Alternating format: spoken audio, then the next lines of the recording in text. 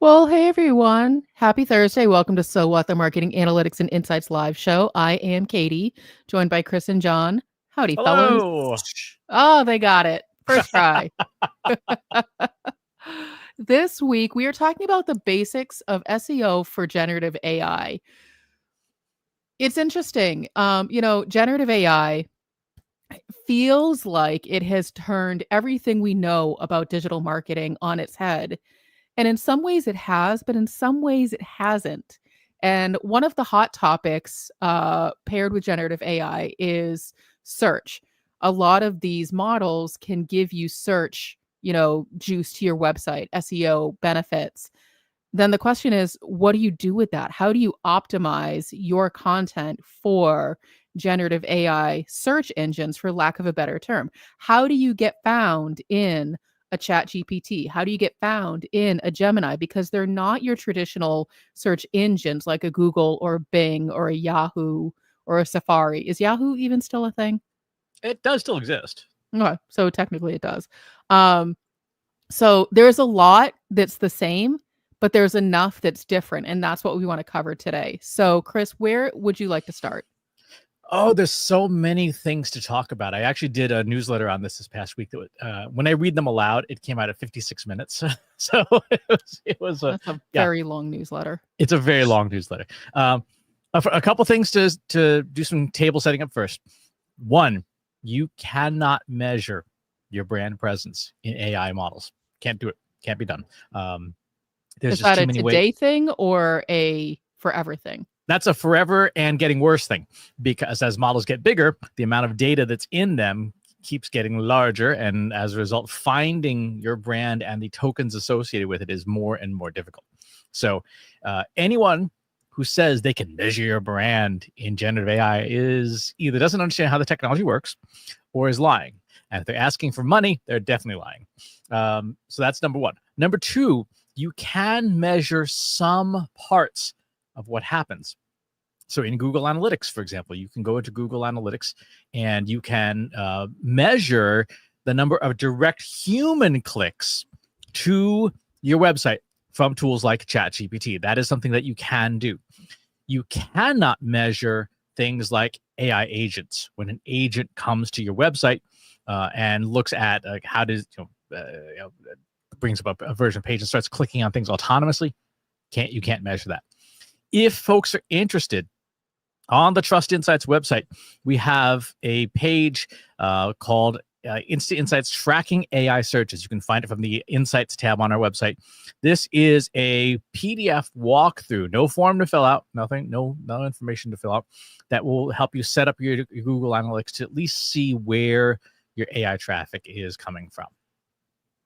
Which is helpful because I'm guessing a lot of marketers are being asked that question of where are we showing up in search for generative AI, or, how is generative AI impacting our traditional search traffic? Like you can ask it a variety of different ways. The answer is always, we just want to know how much we're showing up in generative AI as a result, as a solution.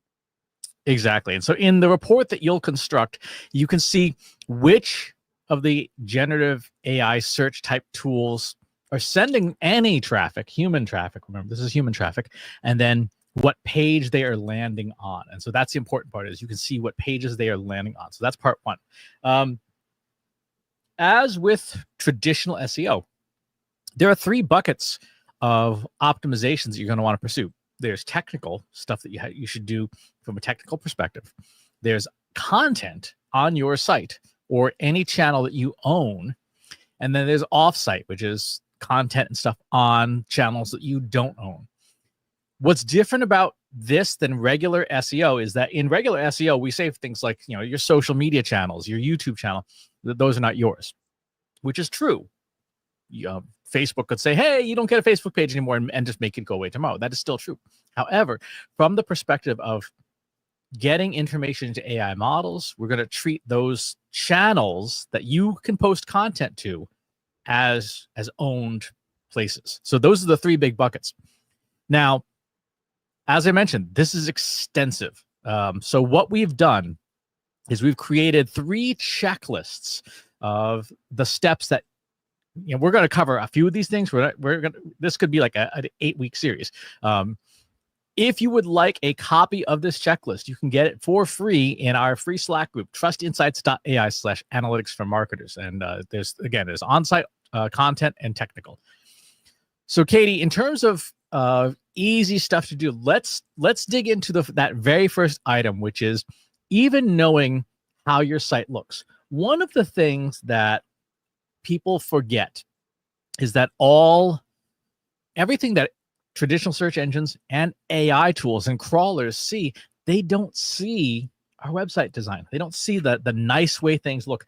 What they see is a stream of text. So if I were to put in the Trust Insights website, this is what an AI agent sees. This is what a screen reader sees for the visually impaired.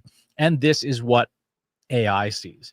So the first thing you'd want to do is go to some form of text-based browser. I'm using one in the terminal called W3M. If you would like, there's a company called TextEyes that you don't have to install anything. You would just put in your website there, and it will show you exactly the same thing. This is what machines and AI sees.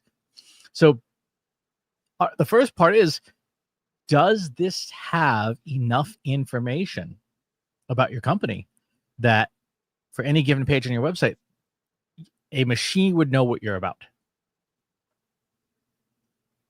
What's interesting, and so this to me, it sort of harkens back to traditional SEO of, is there enough content? So that to me is not a new tactic. You still need to have enough content on any given page that does enough explaining of what the thing is. Forget, the H1s and H2s and keywords. There just has to be enough good quality content that explains what the heck the thing is. Now, when I look at this, I'm like, yeah, there's a lot of content here. The next step would be, does it say anything meaningful? Is it helpful? But the first question, to answer your first question, there is enough content on our homepage, period. Is it useful? That might be a different topic. Mm-hmm. Exactly. And here's what not to do. Let's go back to TextEyes. I'm going to put in, here's CNN's homepage. How relevant is this ad to you, right? Do you kind of check? Goes scroll, scroll, scroll, scroll, scroll. Here's your CNN account. Here's your place. Scroll, scroll, scroll, scroll, scroll. Right, and then you finally get to something that's actually useful. Yeah, about halfway down, you actually get to the news itself. So, from if you're visually impaired, this sucks. You ain't ever going to use CNN because your screen reader is going to take 22 minutes just to get to the news. Yeah, it's about as good as their regular page too. Exactly. From a crawler perspective, you might actually burn a web crawler's budget just scrolling through all this crap and spidering through it. And from an AI perspective, I mean, we know, for example, in things like prompt engineering, the early text that a machine encounters kind of steers it. So what is the first thing you see on here? CNN values your feedback. How relevant is that to you? This is what not to do, folks. Well, I mean, it really gets to the heart of the matter of, when you're thinking about your website, a lot of companies try to do something flashy and tricky and the videos and, the gimmicks. And it's like, just get to the point, be direct, tell people what you do, how you help them, period, end of story. And this is a really good example for why you need to stop being so gimmicky and like pontificating over, things that are maybe theoretical. Like, just get to the point. We have better things to do than to try to scroll through this for 8 hours to get to what you do. Exactly. So that's number one. Number two, our friends at Anthropic make a Claude, which is the very popular AI engine. Anthropic released a set of guidelines way back in, I want to say, November last year, of a specification that they call LLMs.txt. I'm going to see if I can find the actual documentation. But they are trying to encourage people to build this LLMs.txt as an idea for machines to find and learn about who you are. So in the example here, this is what they show. Like this is, they crammed a lot of information here about what's on their site, who they are, what you can do, what they're about.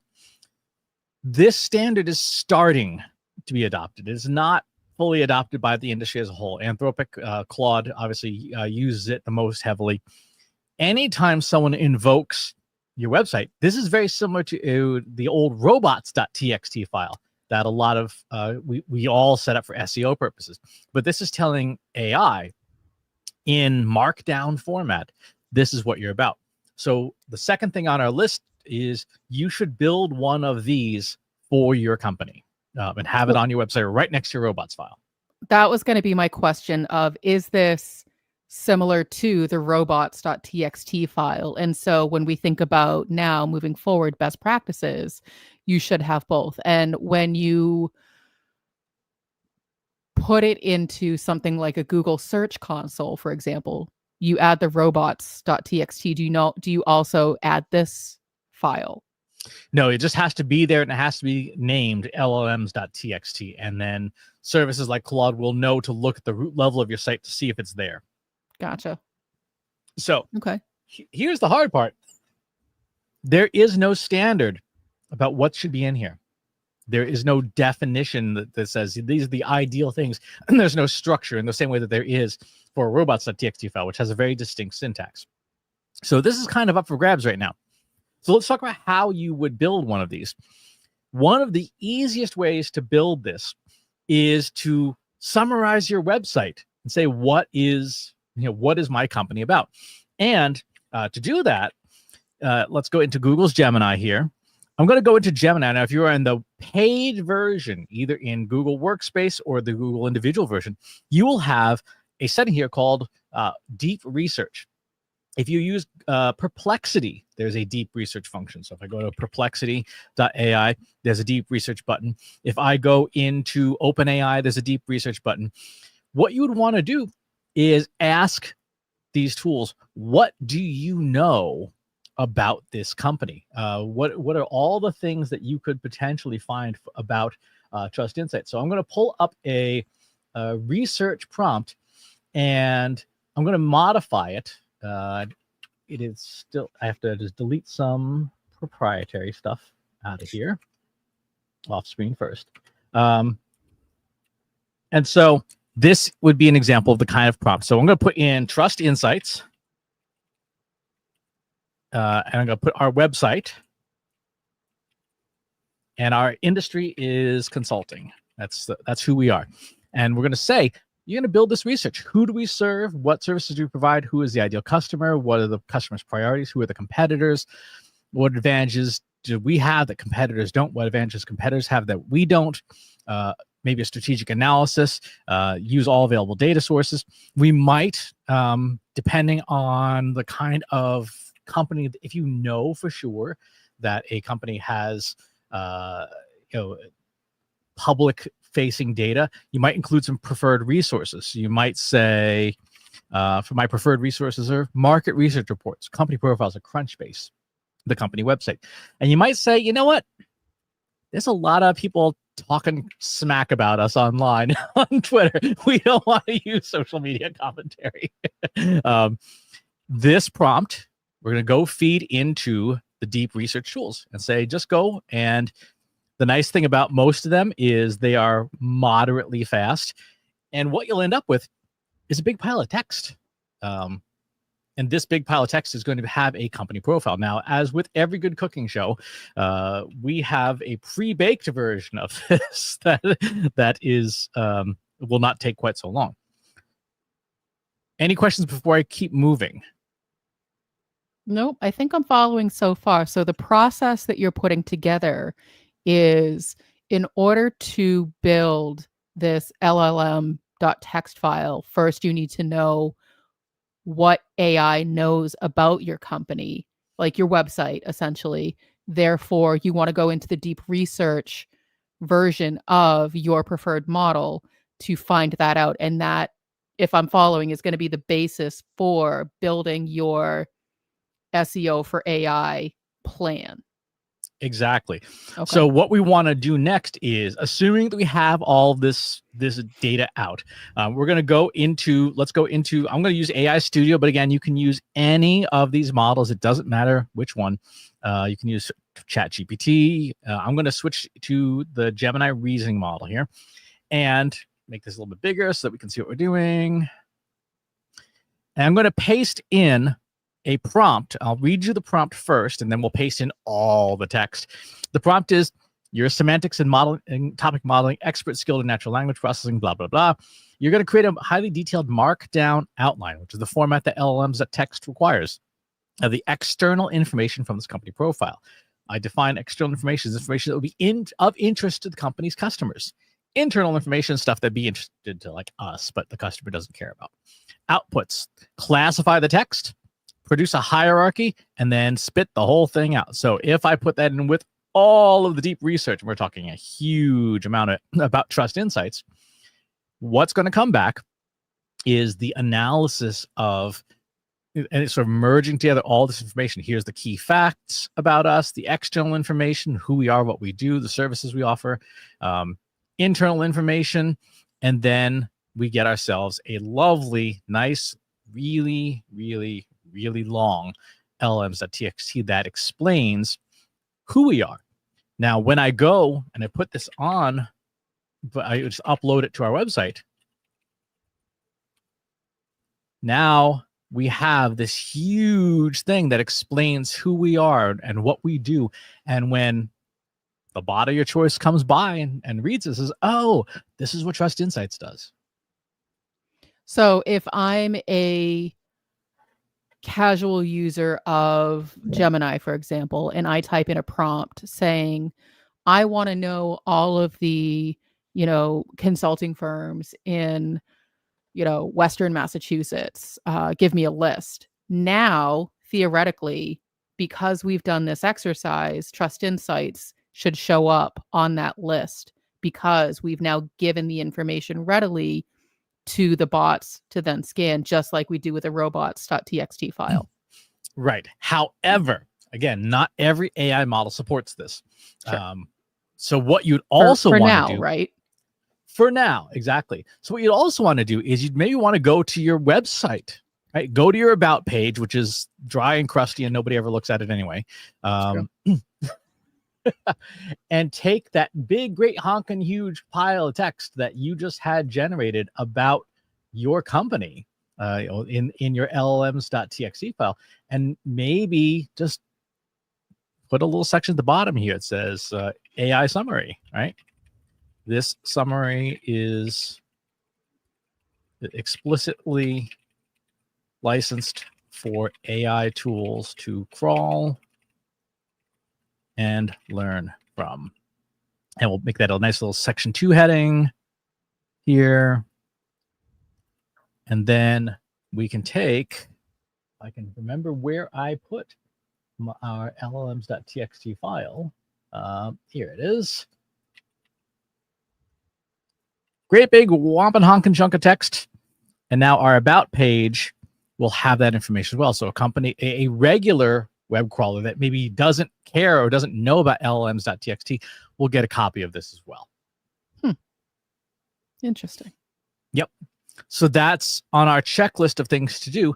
That's number 2 is have that information in there. Now you may also, depending on the nature of the different types of models they're working with you might want to have pronunciation guides if you have unusual pronunciations, and you can include that in the text itself. There's a notation called International Phonetic Alphabet, or IPA, nothing to do with the beer, that tells a tool how do you say a name. So Katie is famously her name when pronounced does not read like the way it's written. So if I put in Katie Robert the way it's spelled, and I choose and hit transcriptions, it's going to pronounce that as Robert. Yep. Right? Which is not the way we pronounce her last name. So I would Type in. Which is funny because Robert, like the way that you have it spelled there, is how a lot of the earlier AI transcription tools picked it up because that's what it heard me or someone who was introducing me say. And so that sort of became the easiest way for me to explain it to someone. Like it's like if I was communicating via email, I was like, my last name is Robert, pronounced like Roe Bear. And it became a very easy way for them to understand it. So I love that it's made its way into this AI world. Mm-hmm.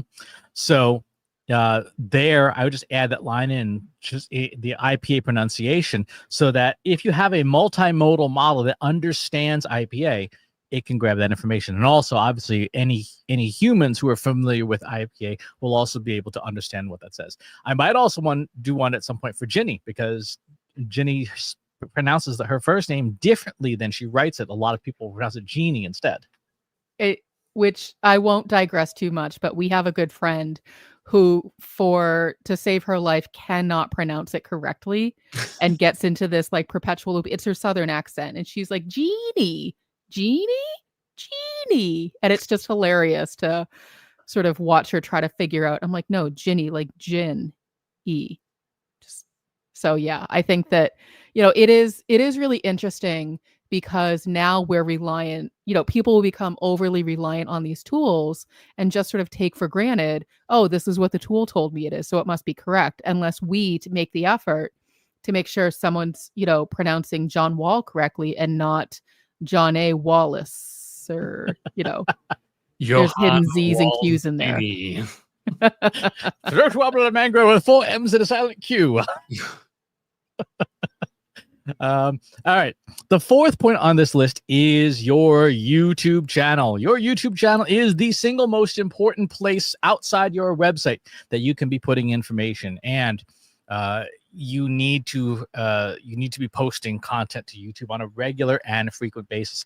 If you have a podcast and you are not pushing content to YouTube of the audio of your podcast, you are doing it wrong. Go ahead. I was going to say, we get a lot of questions, and this might be a future episode. I don't know what to post to YouTube. I don't have any content to post to YouTube.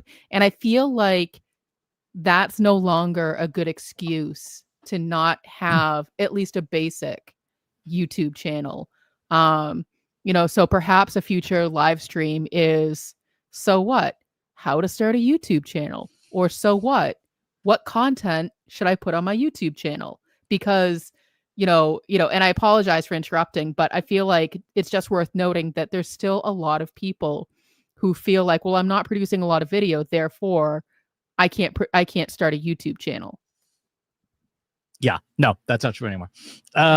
In fact, it is so not true that generative AI could be doing a fair amount of the heavy lifting. I'll give you one very simple example. And then, yes, Katie, we should absolutely do a recipe on using generative AI to create YouTube content. Here's the example. If you got a newsletter, put it in Notebook LM, turn on the 2-host conversation, get the audio file, the 2 hosts talking about your newsletter, and then put that into a tool like Headliner to turn into a video. And now you have a 25-minute YouTube video. Bingo, bango, done. You can do that today for free.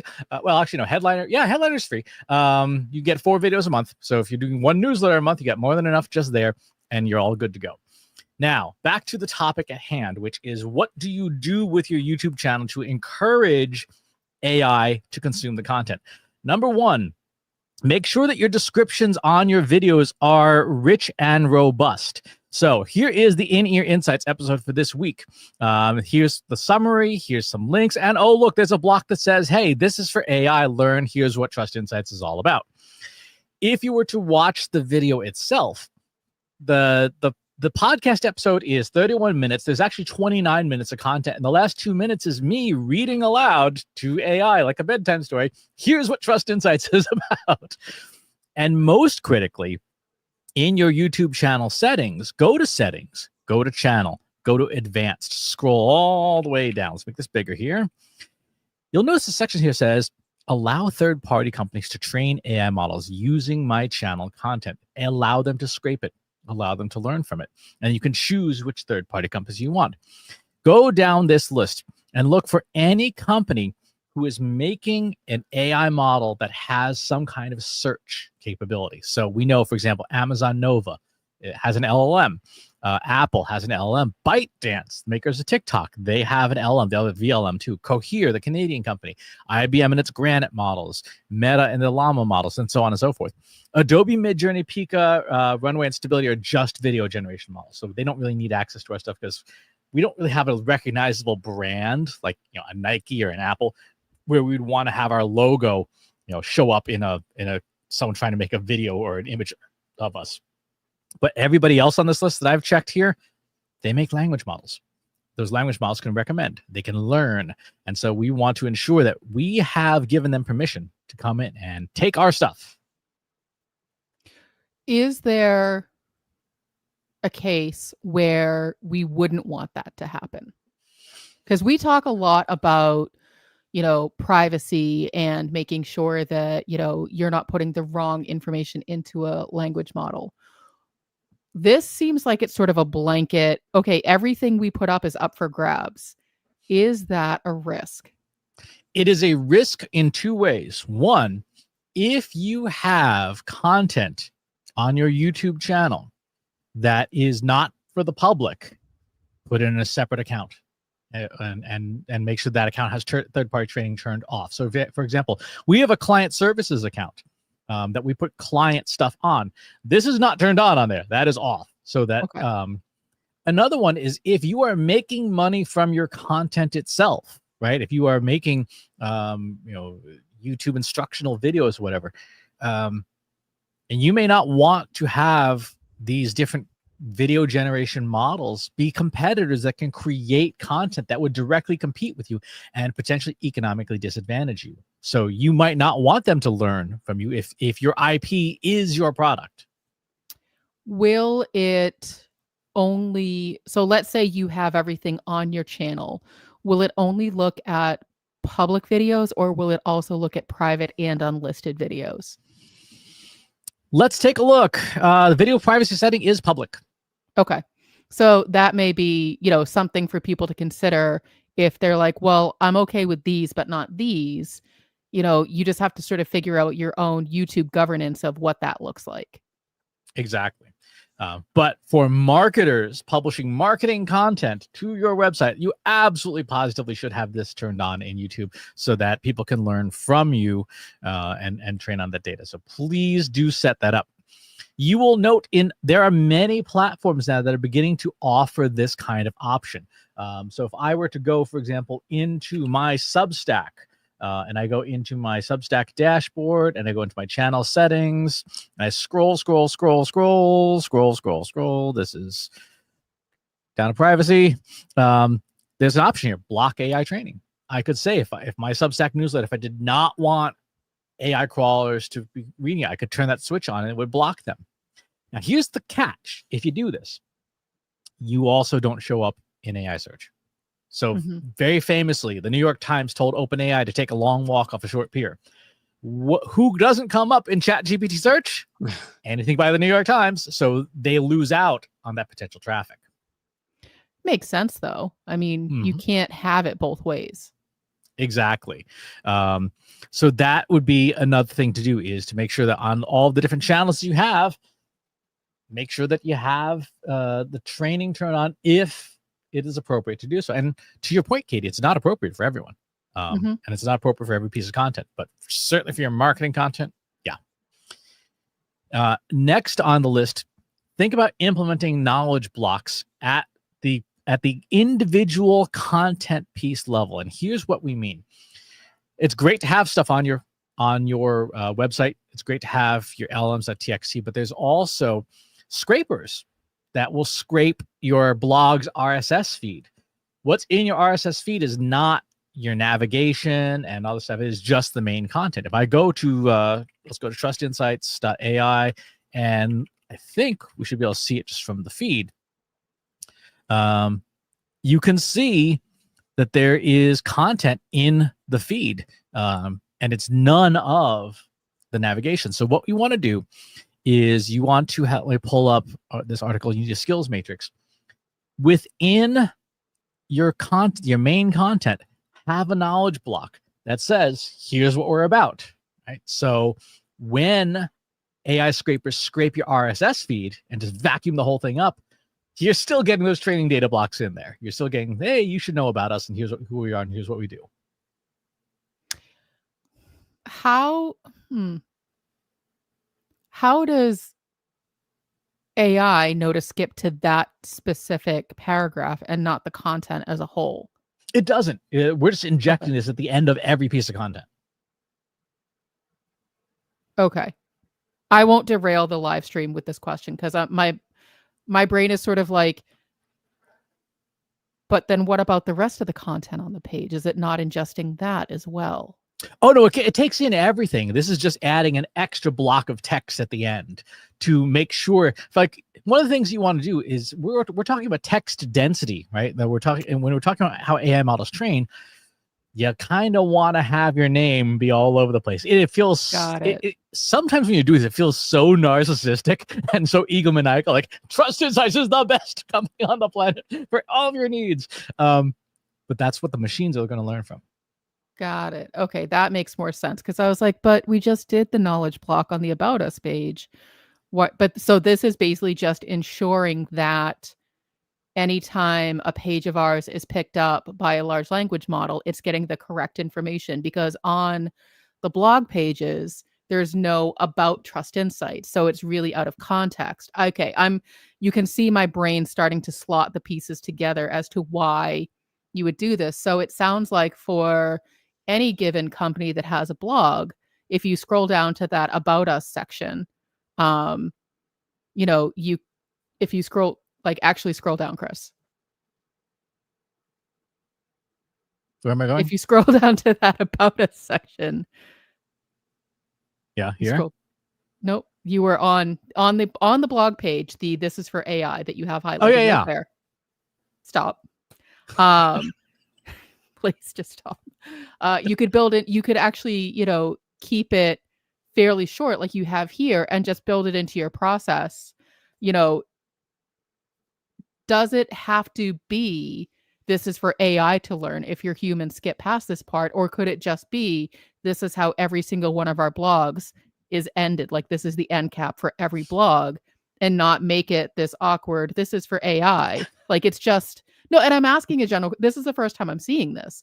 So I naturally have a lot of questions about what's on our website. So I guess, let me back up a little bit. We're putting the disclaimer, this is for AI, so that if someone's reading it, they're not wondering why it's there, but it doesn't have to have that disclosure, because AI is not going to go, oh, this is the one for me. This is what I'm looking for. Right. This is just another paragraph on the page. Okay. And so it can say anything you want it to say. Okay. You love when I'm seeing things for the first time and my brain is trying so hard to catch up. Wait till she finds out it's been there for 6 months. Chris, we'll take that offline. Yeah. But again, like we do with YouTube and stuff, this is something that you want to have in the content. And again, if you're using a CMS, you want to have this within the content itself, because here's something else that happens, particularly as your blog gets more and more popular. People scrape your blog.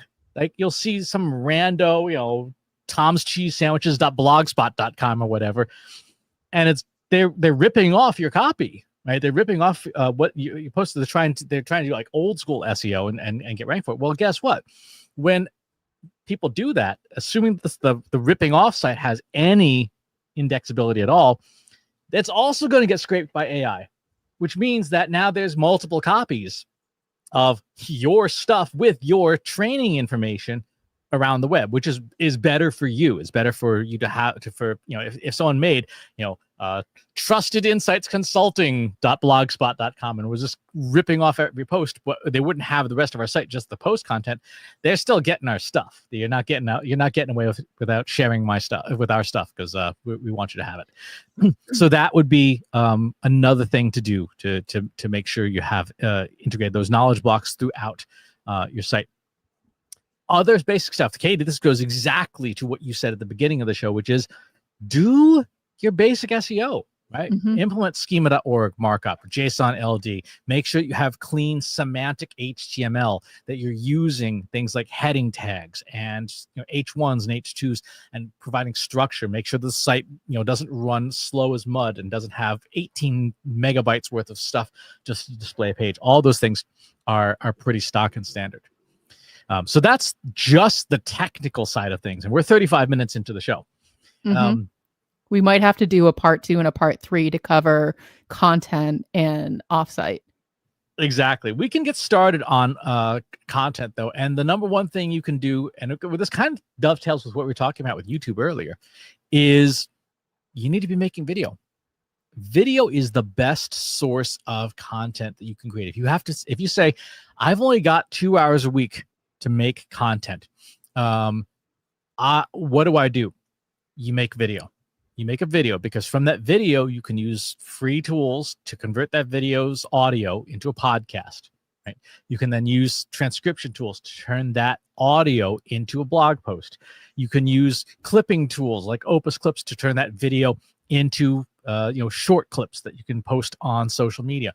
But if you don't start with video, then you have to remake more and more stuff. Whereas if you start with video, you can repurpose, and you can repurpose in wild formats.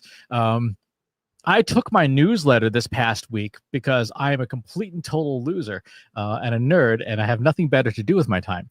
And I took that, fed it to Gemini, and said, I want you to turn this into a 3-minute pop song.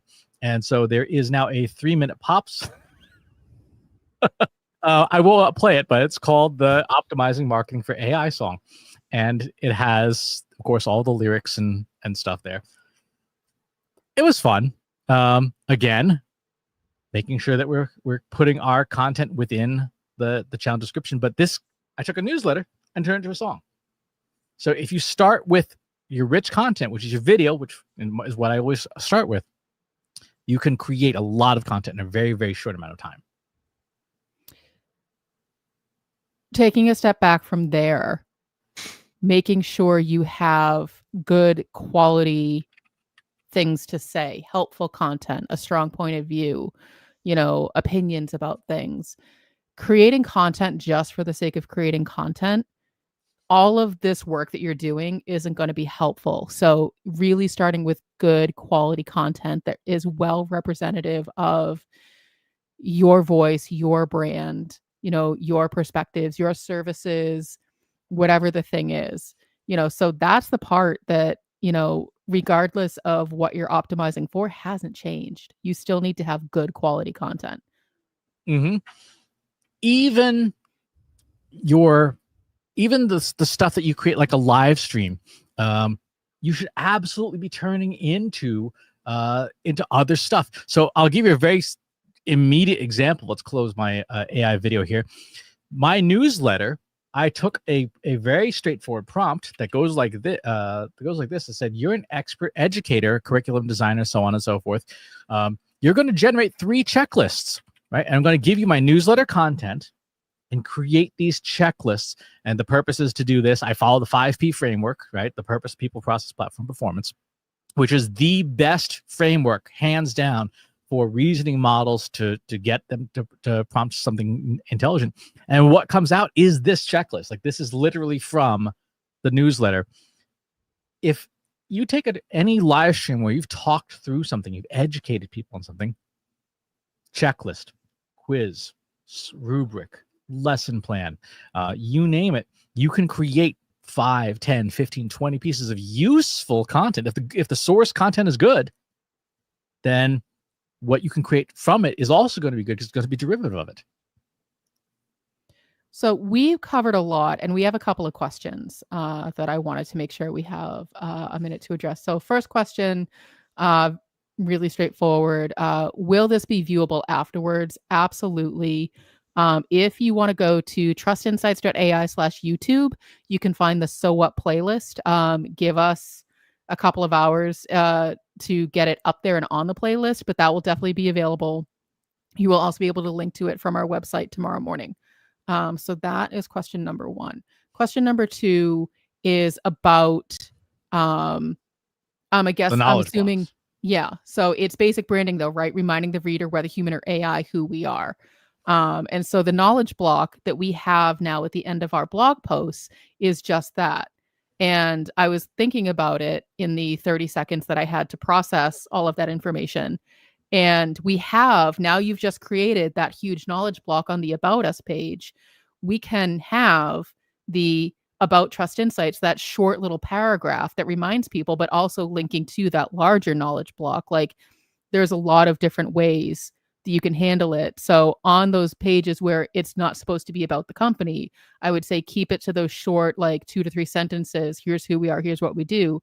And then on your About Us page, that's where you can have that longer knowledge block that Chris put together using deep research at the beginning of the episode, which again, if you missed the beginning, go to trustinsights.ai/YouTube and you can catch how we did that.